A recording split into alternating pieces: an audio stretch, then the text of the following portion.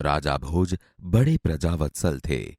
वे स्वयं राज्य में घूम घूम कर प्रजा की कठिनाइयों को देखा करते थे और उन्हें यथासंभव दूर किया करते थे। एक दिन राजा अपनी रानी के साथ रथ पर सवार होकर राज्य का भ्रमण कर रहे थे। वे राजधानी से बहुत दूर निकल गए। उन्होंने देखा कि खेत में एक किसान हल जोत रहा है, मगर उसके हल में एक ही बैल है। दूसरे बैल के स्थान पर उसकी स्त्री हल खींच रही है। राजा भोज ने रथ रोका और किसान के पास गए। भले आदमी, तुम यह क्या अत्याचार कर रहे हो? भला कहीं स्त्री को भी हल में जोता जाता है? मेरा एक बैल मर गया है। दूसरा बैल खरीदने के लिए मेरे पास धन नहीं है।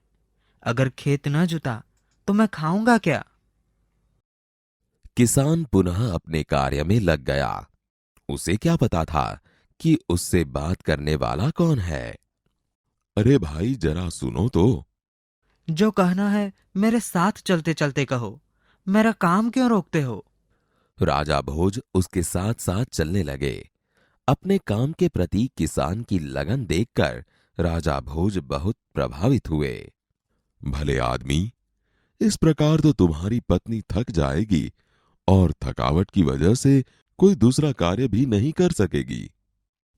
तो फिर तुम ही बताओ, मैं क्या करूं? तुम मेरे साथ चलो, मैं अपना एक बैल तुम्हें दे देता हूं। मगर इतनी देर मुझे काम रोकना पड़ेगा। तुम ही बैल ला दो। अच्छा, ऐसा करो, तुम अपनी पत्नी को रथ के पास भेज दो। वह मेरी पत्नी से बैल ले आएगी। तब तक मैं तुम्हारे हल में जुतूंगा। किसान इस बात पर राजी हो गया। राजा भोज हल में जुत गए और किसान की पत्नी रथ के पास चली गई। उसने रानी को सारी बात बता दी। तुम्हारा बैल तो कमजोर होगा, वह हमारे बैल का साथ नहीं दे सकेगा, इसलिए तुम दोनों ही बैल ले जाओ। किसान की पत्नी दोनों बैल लेकर खेत पर पहुंची। किसान बहुत प्रसन्न हुआ। अगर कभी कोई दिक्कत हो तो मेरे पास आना। राजा भोज ने उसे अपना परिचय दिया तो किसान बहुत शर्मिंदा हुआ। उसने राजा से बार बार क्षमा मांगी। राजा प्रसन्न होकर वापस चल दिए। उस बार उस किसान के खेत में बहुत अच्छी फसल हुई। उसके आश्चर्य का ठिकाना न रहा जब उसने देखा कि खेत के जितने हिस्से को राजा भोज ने जोता था उसमें मोती उगे थे। बाकी के हिस्से में उम्दा किस्म के गेहूं उगे थे। किसान बहुत प्रसन्न हुआ। किसान ने सारे मोती इकट्ठे किए और राजा भोज के पास जा पहुंचा। उसने सारे मोती राजा भोज के चरणों में रख दिए और राजा को सारा किस्सा कह सुनाया। ये मोती तुम्हारे खेत में उगे हैं। इन पर तुम्हारा हक है।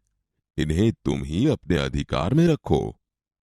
नहीं महाराज, यह आपके परिश्रम का प्रताप है, इसलिए मैं इन्हें नहीं ले जाऊंगा।